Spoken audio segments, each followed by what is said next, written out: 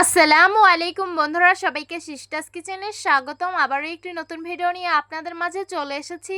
আজকের রেসিপি হলো দেশি মুরগি ভুনা, তো দেখতে থাকুন। এই দেশি মুরগির ভুনাটা আমার কাছে খেতে অনেক বেশি সুস্বাদু লেগেছে। প্রথমেই আমি চুলায় একটা পাত্র বসিয়ে দিয়েছি, পরিমাণ মতো সয়াবিন তেল দিয়ে দিলাম। তেল গরম হয়ে গেছে, কুচিয়ে রাখা পেঁয়াজগুলো দিয়ে দিলাম। পেঁয়াজগুলো হালকা ভেজে নিব। গরম মশলা, তেজপাতা দিয়ে দিব, পরিমাণ মতো আদা রসুন বাটা দিয়ে দিব, সামান্য পানি দিয়ে দিব, পরিমাণ মতো হলুদ মরিচের গুঁড়ো দিয়ে দিব, স্বাদ মতো লবণ দিয়ে দিব। তারপর মশলাগুলো খুব ভালোভাবে কষিয়ে নিতে হবে। মশলাগুলো আমি খুব ভালোভাবে কষিয়ে নিয়েছি। ধুয়ে রাখা দেশি মুরগির মাংসগুলো এখন দিয়ে খুব ভালোভাবে কষিয়ে নিতে হবে। আমরা কিন্তু আপনাদের খুবই সিম্পল ভাবে রেসিপি দেওয়ার চেষ্টা করি, যাতে এটা আপনারাও বাসায় ট্রাই করতে পারেন। বাই দ্য ওয়ে, আমাদের মাটির চুলার রান্না আপনাদের কাছে কেমন লাগে অবশ্যই কমেন্ট করে জানাবেন। কেটে রেখেছিলাম আলু, সেগুলো এখন দিয়ে খুব ভালোভাবে কষিয়ে নিব।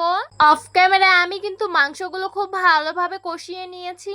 এখন পরিমাণ মতো ঝোলের পানি দিয়ে দিব। তারপর সুন্দরভাবে নেড়ে একটা ঢাকনা দিয়ে ঢেকে দিব আর বলক আসার অপেক্ষায় থাকবো।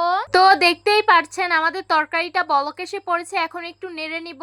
আমাদের তরকারিটা কিন্তু প্রায় হয়ে এসেছে। এখন পরিমাণ মতো শাক বাটা দিয়ে দিব।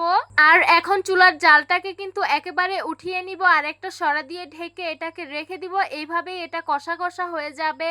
এই তো আমাদের তরকারিটা হয়ে গেছে, এখন নামিয়ে পরিবেশন করে নেব। এই তো গরম গরম দেশি মুরগির ভুনা পরিবেশন করে নিলাম। দেখতে খুবই লোভনীয় লাগছে আর খেতে কিন্তু খুবই সুস্বাদু হয়েছে। আপনারা অবশ্যই এইভাবে দেশি মুরগির ভুনা একবার খেয়ে দেখবেন। অবশ্যই এটা খেতে অনেক বেশি সুস্বাদু। যারা দেশি মুরগির মাংসের ভুনা খেয়েছেন তারাই জানেন আসলে এটা খেতে কতটা বেশি সুস্বাদু।